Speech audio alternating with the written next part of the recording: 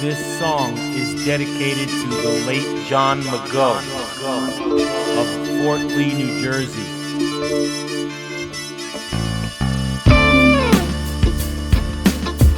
Alright, hello there. Hello, Joey. What's up? Hey, thanks for coming down. No problem. This is my best friend's son. I have a few questions for you about your upcoming album and your upcoming singer. Shall I start? Joey, you always know that I know you're a smart kid. Thank you. And you should start. You're the perfect guy for this. Thank you. How many albums do you have? Oh, that's a good question. I have 3 albums and some singles. Nice. And they're on different formats, like Spotify, Amazon, iTunes, YouTube, iHeartRadio, and all the different streaming formats. Good question. How is your upcoming album going to be different than other albums that you've made before? Well, I have this new album, and it hasn't come out yet. It's going to come out on Thursday, which is 3 days from now, and it is different. As a recording? As a recording, it is very, very different because the previous albums I did were mostly smooth jazz and funk, and this is the first blues album that I've ever put out, and it's all original, and it features a really talented guitarist and myself. When did you start writing music? Oh, I started writing music not until I actually went to college. I started writing music. I usually just played music, and most of my life I just played other people's music until I got to college, and I started dabbling in the writing, and then in the recent years, I'd say maybe in the recent 5-6 years, I've gone full steam into the writing mode. And I like writing because the music that I covered is fantastic, but it only goes so far. I'm playing other people's music. It's nice to be original and create your own music. You know, I met a very famous musician, right? He inspired me on this. His name was Chick Corea. I don't know if you ever heard of him. He's a famous keyboard player. It's amazing. World renowned. So I sat backstage with him when I went to college, and Chick Corea told me, what do you do? I told him I played saxophone at that time. And I said, can you sign my case and say keep on playing music? And he told me no. He said, I'm going to write on your case, keep creating music. Wow. And that thought never left my head. And I've recently took him up on those words, which were very wise. Amazing. And what do you plan to put on your upcoming album that is releasing on Thursday as recording? What is going to be on it, and what do you plan to put, or have you finished it? Like, is it all finished? And if so, what do you plan to put on that album? Well, the album's finished. It's not released yet. And I put on it really basically about real life. I try to keep the album positive, but I had to put one sad song on it because people think of the blues as sad, but it's not necessarily just sad music. Blues can also be joyful. But I did put one very sad song on it, unfortunately, because I had to dedicate that to a very close friend of mine. His name was John, and John passed away. John was my everything. He was my doctor, my lawyer, my friend, my counselor. Anytime I needed advice, John was there. He taught me how to fix my car. He put my websites up and did all the high-tech stuff for my music business. So I dedicated a song to him, and the name of that song is called This One's for John. There's a lot of guitar on the record because John played guitar. I have a featured guitarist. His name is Billy Walton. He is an Atlantic City Hard Rock Cafe guitarist. Very, very well known, and he has a big following, and he's very well liked. He's a good guy, very easy to work with, friendly, and extremely talented. Thank you. I heard about, John, and about that. And I just wanted to know what really inspired you to make the album, and why did you make the album? John would be the inspiration for the whole album. The night before John passed away, I visited him in the hospital, and he gave me some very inspirational words. He gave me a little pep talk. Yeah. He told me to keep on doing what I'm doing, never give up, as far as my music was concerned. Because he was also a music lover, and that's how we became friends. Our love of music kind of brought us together. When I met him over 30 years ago, and he just told me to keep doing what I'm doing. He said, don't give up, keep on playing, keep recording, and never give up. So it inspired me to write this blues album, and I put it in his name. The name of the album is called This One's for John. Amazing. And I feel horrible. I feel horrible that he passed away, and I want to know, do you think because of John, do you think that's why you're here right now? And if John would never have said that, would he be still doing music? And is your music in the dedication of his death? Okay, don't feel horrible. I want you to be happy for John's life and that he's being remembered. Yes. I want you to be Your name. happy for that. I want to keep his name alive. I don't want people to forget him, and be happy that he's being mentioned, and let's share all the good things about him, because he was a very loyal, dedicated, good guy. Yeah. And I think, he had a lot to do with me writing this album. He was all the inspiration. I'm going to keep on doing it just like he told me to. I'm going to take his advice. He was always right in the past, so I'm going to take his last words as literal. I better follow him. Amazing. Bradley, he died, and you're carrying on his legacy in the art of music. That's perfect. I'm happy that you're doing that, carrying on. Let's say I'm looking for blues music. Where could I find your music? Great question. You can find that music on Spotify, Amazon, iTunes, YouTube, iHeartRadio, Pandora, any type of streaming music, Instagram, TikTok. They say Facebook. I don't know how to use that. But it's on all major streaming music sources. Snapchat. And what's your username on those?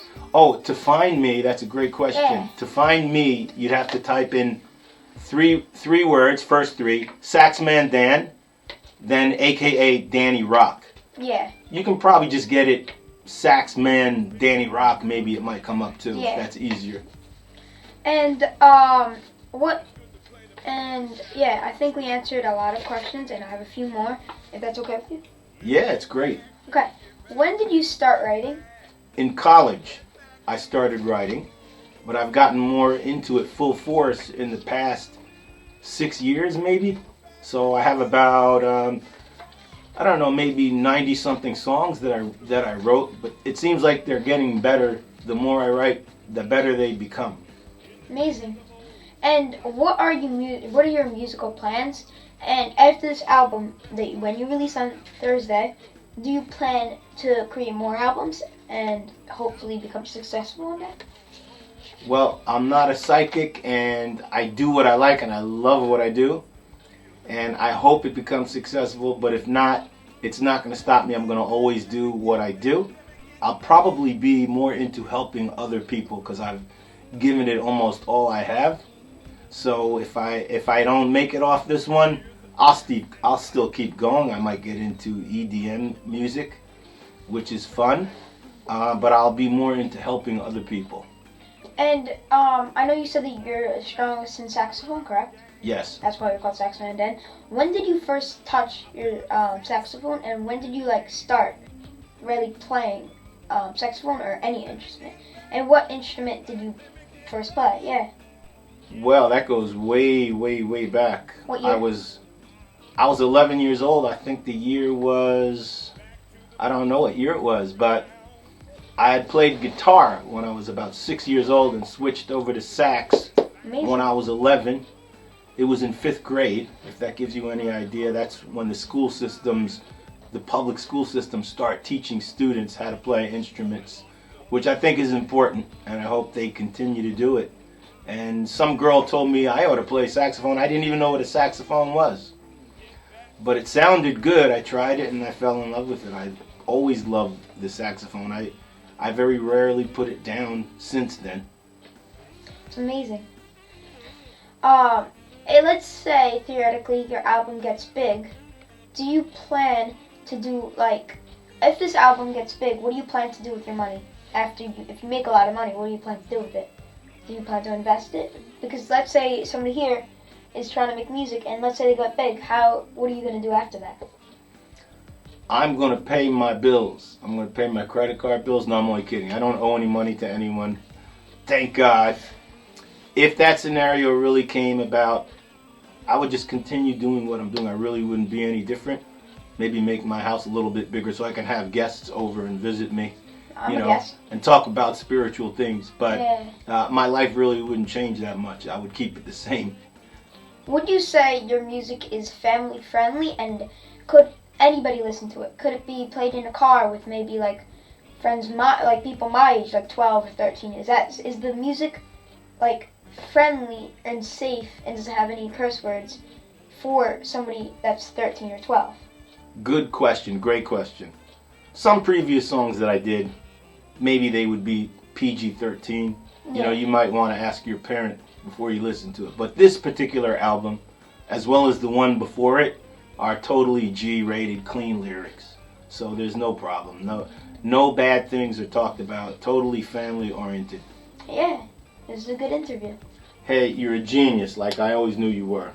And I appreciate you I hope interviewing I me. could come back one day and I can ask you more questions after your album releases, and maybe we'll see if it gets successful, if you get big, what you're going to do with the money. And I already know it's when it does get successful. Because I have heard a little bit of it, you've shown me it, and it sounds amazing. I cannot wait. Thank you very much. Now, I know you're a smart kid and everything, but what do you think about the music compared to what you're hearing these days? Like, I know kids like a lot of electronic music. Is that right? So how is this, what's your view on my music as a young guy like you? Your music is definitely, it's definitely more like older themed, but still like a very good, like the songs sound more older themed because I don't really listen to blues, but the songs have a very good beat. The instruments played are amazing, and yeah, it's just amazing. And do you plan on doing other than blues? Are you gonna stay in blues, or are you gonna go like outside of blues? Maybe go to like pop, hip hop, or anything like that, more like modern, or are you gonna stay at blues? I've gone the hip hop route in the past. It was fun. I can't see that being full time. I really like the blues. If I had it my way, I would play all blues and funk. Yes, that's amazing. And do you have any more questions for me? For me to ask you, do you have anything that you're interested of answering, and then you tell me, and then you'll answer? Yeah, sure. Okay, Now, let's say this album takes off. Yes. Are you going to be willing to be my road manager? Sure. All right, sounds good. And I'll take you up on that. I'll ask you, do you plan to have more featured artists on after this album releases and you make more music? Are there going to be other popular featured artists? I'm very interested in obtaining other artists. There's one guy in particular who I really respect. Yeah, Kingfish. Kingfish is like one of my favorite guitarists, but he just doesn't respond to my messages. I don't think he's doing it personally. I think he just doesn't get them. He's probably over inundated. His name is Christopher Kingfish Ingram. Something, yeah. He's really cool. I remember. But I am very blessed to have Billy Walton on my album. I think he's fantastic. Shout out to Billy Walton. Shout out to Billy Walton. We love you, Billy Walton, and we want to continue to work with him. And other than Kingfish, is there any other artists that inspire you? And I know you talked to me about Michelle McCain. Do you like Michelle McCain as an artist, or? Yeah, I think Michelle McCain has it going on. Like her lyrics, her tone, and her style, and her pitch, and her everything about her vocals is just fantastic. I've heard her voice. It's amazing. Amazing voice. So someday we pray to get her McCain on the album. Yeah. Is there any other artist that you would hope to be on this album, or any other artist that you would hope to be on this album, or the next album? I just like to get some professional musicians, to come with me, to spice it up. But I think it's great the way it is. Do you plan on doing any concerts or like a tour in the future, or do you like just letting out music from your home or your studio? I would love to be on tour. Love to be on tour. It's not an easy thing to be on tour. Yeah. And it's very tricky to make money on tour. But given the opportunity, maybe we can tour with another very A-list artist, and that could help a lot. It can help with the organization and lower my expenses, and we'll be more than happy to go on tour. I will. And I know you said your music is on like all streaming services, correct? Yes. Most. Yes. Do you plan to expand that and go to other, or like SoundCloud? You've heard of it? Yeah, I have a couple on SoundCloud, but Oh, I'm so more you do. keen. I'm more keen on the Spotify. I think that's the #1 service. Amazon too. iTunes as well. Yeah. And after this, do you plan to do live podcasts or like live interviews with me or somebody else? I'd love you to do some more live interviews. It's a lot of fun having you over. It's not. This is pre-recorded. This is pre-recorded. And also I have a good friend, Tommy Williams. I love doing interviews with him too. I work for his show. He's the brother of Wendy Williams. So I also like working with him on videos. And I loved working with you. All right. Thank you. All right. Have a great day. And thank you so much for And thank you interviewing for me. watching our interview talk show podcast thing. Thank you. He knows what he's talking about. Thanks, guys.